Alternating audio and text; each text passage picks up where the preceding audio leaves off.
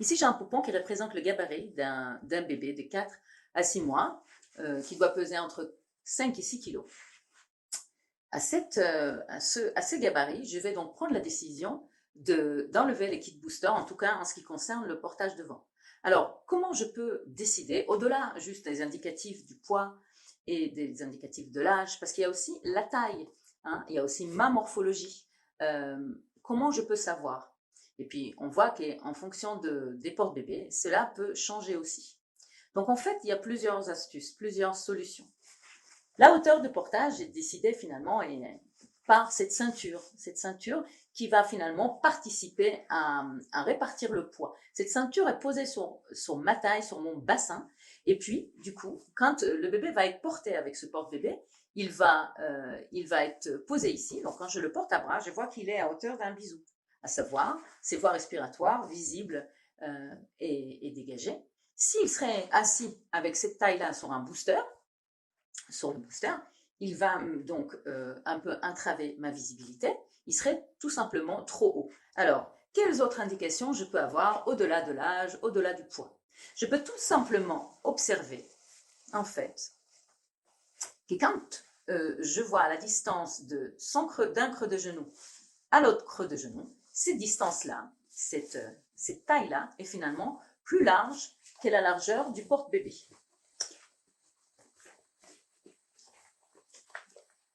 Et que finalement, en remontant le tissu sur lui, je ne viens pas forcer l'écart entre les deux genoux, mais c'est juste qu'en fait, il est à la bonne taille pour lui.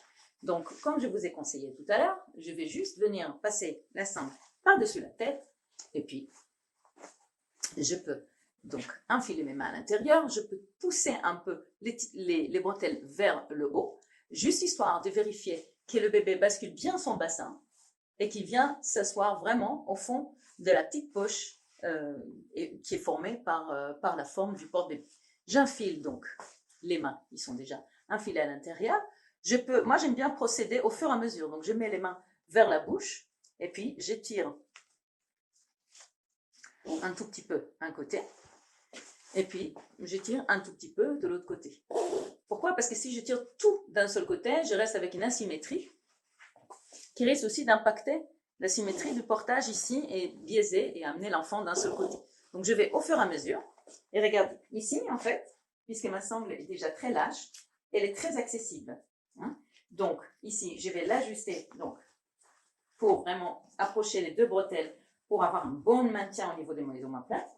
Et regardez, là quand je tire encore plus, quand j'ajuste davantage, vous voyez, je mets ma main ici.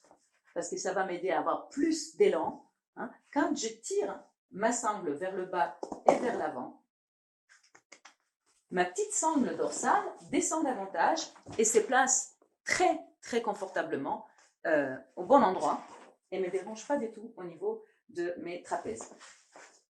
Ensuite, je viens ici, avec les sangles latéraux, finalement, ajuster pour libérer les voies respiratoires ou tout simplement donner un ligne de soutien pour le bébé pour qu'il puisse fléchir davantage ou soutenir la flexion du genou.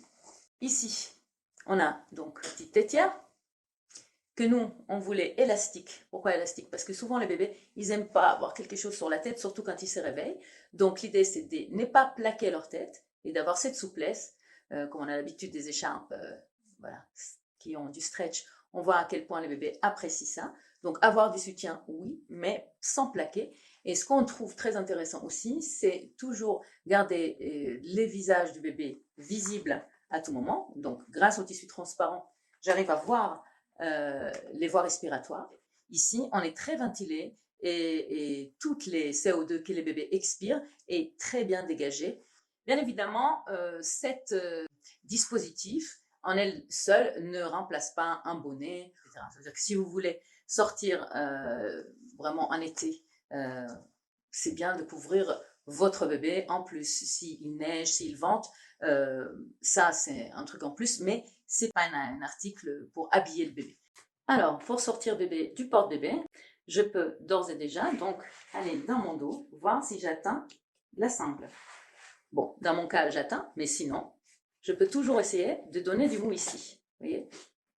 Quand je donne du mou, je tiens le bébé pour qu'il n'ait pas une descente brusque. Hein.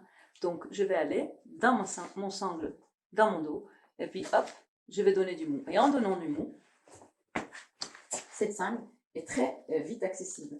Donc, je peux donner du mou et passer par-dessus la tête. Ou bien, tout simplement,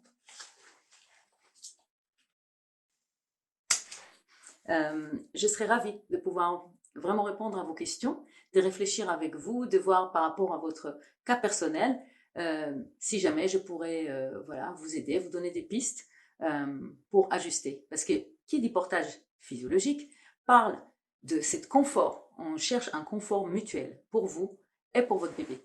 Et en fait, l'outil est là pour vous soutenir tous les deux dans cet confort et dans cette rencontre mutuelle. Alors, vivement la suite.